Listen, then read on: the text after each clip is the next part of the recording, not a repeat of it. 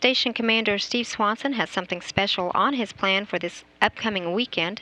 He's part of a 6-person team that will compete in the Wild West Relay Race this Friday and Saturday, covering the 200 miles from Fort Collins, Colorado to Steamboat Springs, which is his hometown. To find out how a person overcomes a difference of 260 miles in elevation to run a relay race, I am joined by another member of that relay team, astronaut Suni Williams, who once ran the Boston Marathon while serving on board the International Space Station.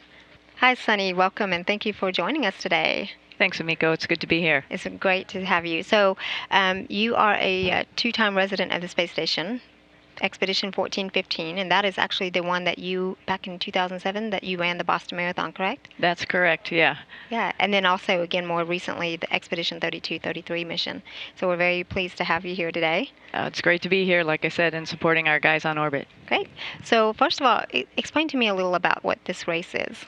Yeah, we did actually pretty much the same team that's going to run it this year ran it about 5 years ago. And what we did, we got together in Fort Collins the day before, got our plan set together, and the race goes for about 200 miles, like you said, from Fort Collins to Steamboat, up and over a pass. So it's a pretty rigorous run, and not everybody runs their whole leg at once. What we do is we have 6 people running 6 different times, and so we do a relay race, one after another. So you end up running 6 legs. It makes it about 30 miles for each person.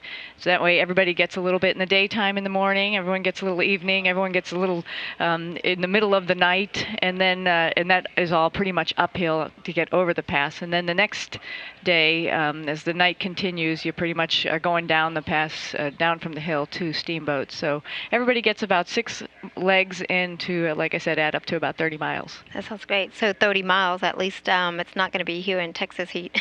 Thank God, yes. I was practicing while I've been back here in the United States for the last couple of weeks, and it's pretty hot here. I got my eyes in the sky over there in Colorado. They said the weather's a little bit cooler and a little bit nicer, but we do have the hills to contend with. Well, good. Well, I want to talk about some of that, too.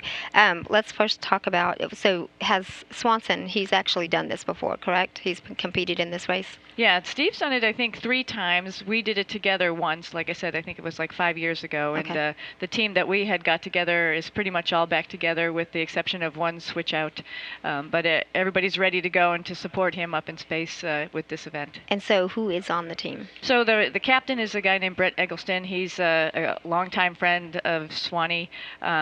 He lives in Fort Collins, but I think they met each other, knew each other from Steamboat. Carrie, Steve's sister-in-law, she's a really great runner, a lot of fun. Dottie Metcalf Limburger, who's a astronaut and just recently left astronaut corps, but she's coming back for the race. Also another guy, our new guy, Tim Flynn, he's joining in, and then myself and of course Steve from On Orbit. Okay, sounds great. Well, it sounds like you guys are going to have a good time. So tell me now, because you were talking about the relay and how you're going to go back and forth, how exactly is that going to work? How are you passing the baton to Swanson, who's on the space station? Obviously, there's going to be some challenge. Yeah, this is going to be a little bit tricky. He's leg number 6, so we don't really have to think about it for a little while. I guess we're all good procrastinators. We have 5 legs to get through before we have to worry about it. But in all seriousness, we're going to have a guy who's like the relay point of contact, because if you can imagine the race route that I'm telling you about doesn't always have good comm connections.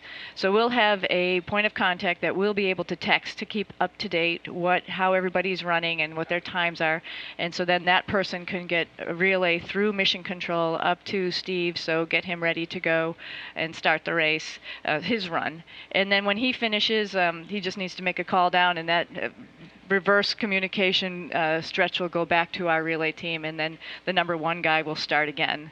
So we'll do that a number of times. I have one thing to add for the last run, though. Not that we're going to not pay attention to Steve's time, because Steve's time is our official time, but we have a bunch of folks. Of course, he's from Steamboat, so there's been a call out to all his family and friends to come and run the last leg with and for him. Oh, that sounds They're all together. amazing. So we'll have a bunch of people running. 30 miles? Just the last of his leg. Okay, the last part of that leg. Wow, that's amazing. That sounds like a good time thing. So Very interesting. So you kind of talked about some of the hills, and so I do want to talk about that because you did the Boston Marathon, and there were some changes, obviously, terrain. Tell me how it is running on the treadmill and space So station. the treadmill doesn't have the ability to change the terrain. We don't have an inclination like some of the treadmills here on Earth have. We have the ability to speed it up, and you also have the ability to add more resistance on the equipment that you're wearing that's holding you down to the treadmill. So luckily we don't have to go uphill, but on the treadmill, like I said, it does have its little problems or pains, or like just like every run that you do, there's some parts that get a little annoying, and this would probably be the harness that Steve's going to wear, and depending on how much weight, quote unquote, he chooses to run with by using the like the bungee system. Uh-huh. So he can increase his resistance on himself just to run, and then he can also increase the speed, which I think will probably be the more accurate way that he can make himself work a little bit harder as though he's going up the hills. The speed is Or probably he could better. make it easy and reduce that resistance, Yeah, he could make and just it be easier, floating too. and make it look like he's running. Exactly. Up the Exactly. speed. Yeah, when I ran the Boston Marathon on the treadmill, my sister actually ran it at the same time on Earth, and I was feeling a little bit bad because that run also does have some hills, and I didn't really have any hills. I didn't have any bad weather up there, but like I said, it has its own pains and problems running on a treadmill, first of all, and secondly, tied to the treadmill. It's not absolutely fun. Well, so I know that you're a big proponent of fitness. Can you just explain to me? I know obviously it's very important to all of our bodies here on Earth, but explain why it's so important for you guys when you're flying in space. Yeah, so there's a lot of things. Space is wonderful. It's great. You can fly around. You're like a bird. You're like a fish zooming around in there. But that also has a toll on our physical bodies for a number of different things. Radiation, but also when it comes to physical fitness, the reason we do physical fitness is for maintaining bone density and muscle mass. Because, of course, you don't use your legs while you're up in space. You don't have to walk around like you do here, which is an automatic load on your bones and your muscles. And so up in space, the only way to simulate that is getting on the treadmill, or for cardiovascular on the bike, or we have the advanced resistive exercise equipment to do simulated weightlifting. And that's how we are able to come back essentially in normal shape and able to walk around when we get back here.